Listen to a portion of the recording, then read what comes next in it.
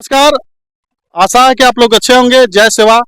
और अभी तमाम सारा ये भीड़ अभी देख रहे हैं, पीला पीला पीला पीला पीला, वाव कितना पीला पीला है। सारे लोग पीला पीला हो गया, पूरा लग रहा है कि पूरा प्राकृतिक ही पीला हो गया है। और आसमान से बारिश की बूंदें टपक रही है चारों तरफ। मतलब मौसम भी थोड़ा सा कूल हुआ है और गर्मी काफ़ी था। और यहाँ से हम तरवारा से गुजर रहे थे तो कुछ लोगों ने बताया कि यहाँ पे बहुत सारे लोग पीला पीला पहने हुए इकट्ठा हुए हैं। तो हम भी चले आए कि आखिर क्या बात है कि सारे लोग पीला पीला पहने हुए हैं। चलिए जानने का प्रयास करते हैं कि आखिर क्यों यहाँ पे इकट्ठा हुए हैं। सर, क्यों ये सारे लोग पीला पीला पहने हुए हैं? आज महारानी दुर्गावती जी का शहादत दिवस समारोह मनाया जा रहा है और तरवारा की धरती पर सारे लोग आए हैं। सिवान, सारण जिला और गोपालगंज जिला के साथी आए हुए हैं। उत्तर प्रदेश से भी, चंदौली से भी लोग आए हुए हैं और एक अच्छा शुभ अवसर है कि उस पुण्यात्मा का और आदिवासी समाज के पूर्वज रही महारानी दुर्गावती के शौर्य, उनके बलिदान, उनके व्यक्तित्व, उनके कृतित्व पर काफी चर्चा हुई और उनसे आज आदिवासी समाज की नई पीढ़ी जो है उसके लिए वो प्रेरणा स्रोत रही हैं, प्रेरणा स्रोत हैं। इसकी पूरी प्रक्रिया अपनाई गई है ताकि नई पीढ़ी इसको संजो करके रखे, इसका अनुसरण करे। और उन्होंने जल जीवन हरियाली, जो आज बिहार सरकार की का मुख्य मुद्दा बना हुआ है और जिस पर बहुत 24,000 करोड़ रुपए खर्च किए जा रहे हैं बिहार सरकार के द्वारा, वो महारानी दुर्गावती जी ने इसको उस समय शुरू किया था। तालाब और जलाशय का निर्माण बड़े पैमाने पर किया था और अपने क्षेत्र को, अपने राज्य को महारानी दुर्गावती ने भूख मुक्त प्रदेश के रूप में दिखाया था, जहां पानी की कोई किल्लत नहीं हो, कोई भूखा से नहीं मरे। बिहार सरकार भी आज उसका अनुसरण कर रही है। ये एक अच्छी बात है। बिहार सरकार ने आदिवासी समाज के लिए बहुत कुछ बड़े बड़े प्रयास भी किए। पहले विद्यालय थे, जब माननीय नीतीश कुमार जी ने यहाँ मुख्यमंत्री के शपथ लिया था, उसके बाद में कुछ चालू हालात में है। एक एकलव्य मॉडल स्कूल चालू हो गया है। एक एकलव्य मॉडल स्कूल चालू होने की स्थिति में है पश्चिम चंपारण। मॉडल स्कूल कैमूर जिले में अभी उसका स्थापना का कार्य चल रहा है, बिल्डिंग निर्माण का कार्य चल रहा है। जो आज संख्या आवासीय विद्यालयों की दुगनी हो गई है। छात्रों की संख्या पहले 300 मात्र रहती थी, अब जो है आदिवासी छात्रों की संख्या प्रत्येक आवासीय विद्यालय में 720 कर दी गई है। तो जहां 2500 बच्चों की पढ़ाई की व्यवस्था आवासीय विद्यालय में थी, आदिवासी बच्चों की, वो संख्या आज उसके 6 गुना से भी अधिक हो गई है।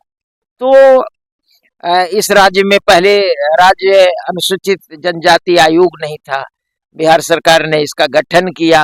आज उसके अध्यक्ष हैं, आज उसके उपाध्यक्ष हैं आयोग के, और इसमें सदस्य बनाए गए हैं और ये सभी घूम रहे हैं, आदिवासियों की समस्या को नोट करते हैं, उस पर सुनवाई करते हैं, उस पर पहल करते हैं।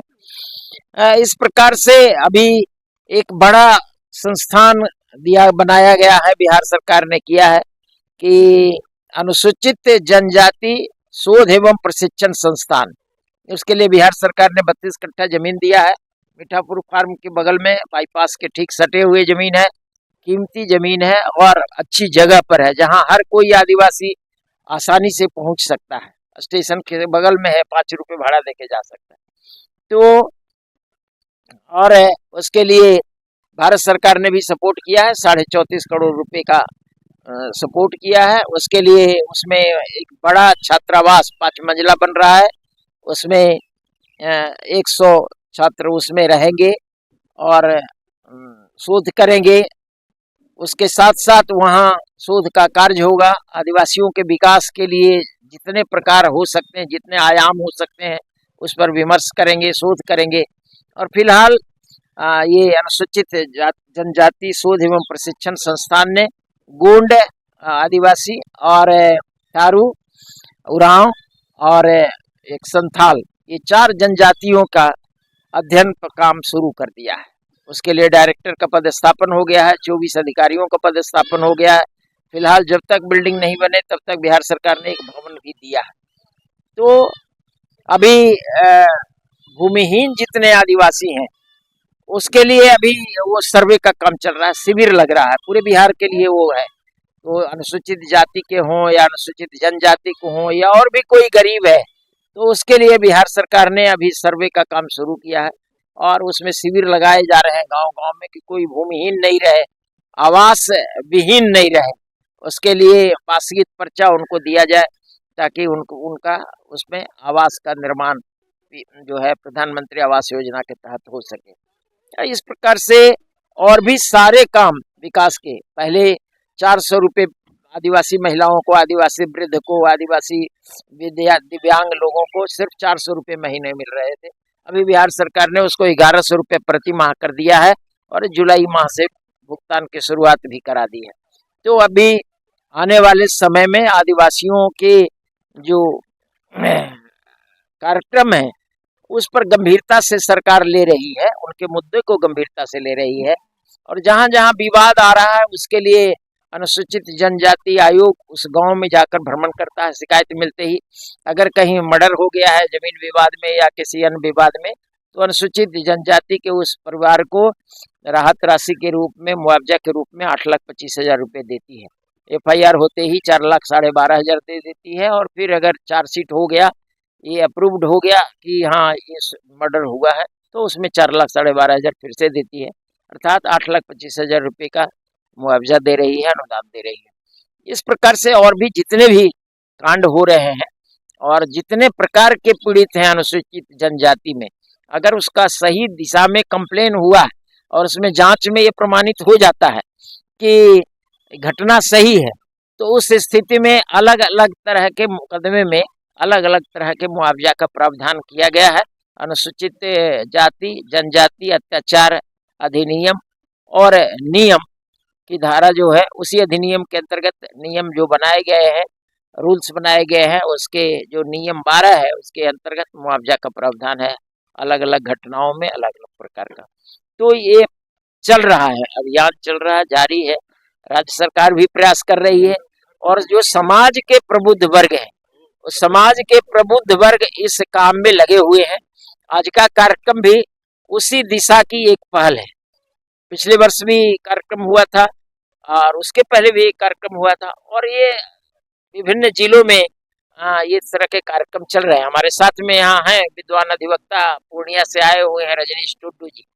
अभी आसजा गांव में इनके यहाँ 108 घर की बस्ती थी आदिवासी की, वो उजाड़ दिया गया था, उसको फिर से समाज ने लग करके और उसको बसाया है। हाईकोर्ट में के ऑर्डर पर वो हुआ था, हाईकोर्ट में उसकी फिर से सुनवाई कराई गई, आदेश बदला गया और आसजा गांव फिर से बचाया गया है, फिर से बचाया गया। उसी तरह से और भी गांव के जहां जहां शिकायतें आ रही है उस पर पहल हो रही है। माननीय उच्च न्यायालय ने भी राहत प्रदान की है और इस प्रकार से जितने तरह की योजनाएं हैं, सभी योजनाएं, एक लंबी फहरिस्त है, उसकी लंबी सूची है। प्रत्येक योजना पर बात करना भी अभी मुश्किल है, लेकिन ये अब हम लोग इसको इस रूप में समझ सकते हैं कि पूर्व की तुलना में 2005 के पूर्व की जो स्थिति थी, आज वह स्थिति नहीं है, बदलाव आया है और सरकार भी संवेदनशील हुई है। अभी कोई भी बात अगर उठाई जाती है, आदिवासी इस तरह के कार्यक्रम से आदिवासियों के मुद्दे उठाए जाते हैं और उसका फिर हम लोग सरकार को पत्र लिखते हैं और उस मुद्दे पर फिर कार्रवाई होती है, सरकार का जवाब भी आता है। तो संस्थागत तौर पर भी जितने आज संगठनों ने इसको पहल किया है, आज के कार्यक्रम को जो आयोजित किया है, उन सबको बहुत बहुत बधाई कि उन लोगों ने ऐसे कार्यक्रम बड़े आयोजन किए और देखे ही आपकी सब कितनी सहभागिता थी, उनके जलपान की व्यवस्था, उन सभी लोग जितने लोग आए उनके भोजन की व्यवस्था। तो मैं इस कार्यक्रम में जिसने भी सहभागिता निभाई, जिसने भी लोगों को, जो आयोजक लोग थे, आयोजक संस्थाएं थी, उनको सहयोग किया, सहयोग देने वाले को और कार्यक्रम का आयोजन करने वाले को सबको बधाई देता हूं कि इस तरह के कार्यक्रम करते रहे ताकि समाज में जन जागरूकता का माहौल बने और जो हमारे पूर्वजों ने जो बलिदान दिया है तिलका मांझी जी हैं, जिन्होंने अपनी शहादत दी, देश के प्रथम स्वतंत्रता सेनानी है। हम लोग उनको याद करते हैं और फिर विश्व आदिवासी दिवस मनाते हैं।